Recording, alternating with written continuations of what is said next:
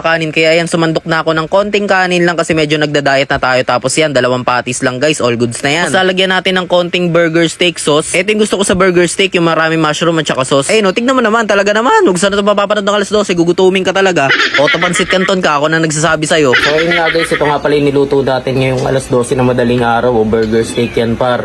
Gamit lang natin CDO ulam burger, ayun o.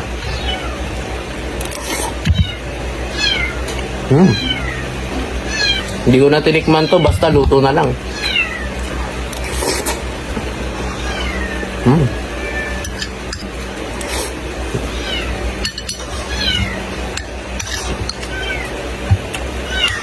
All good din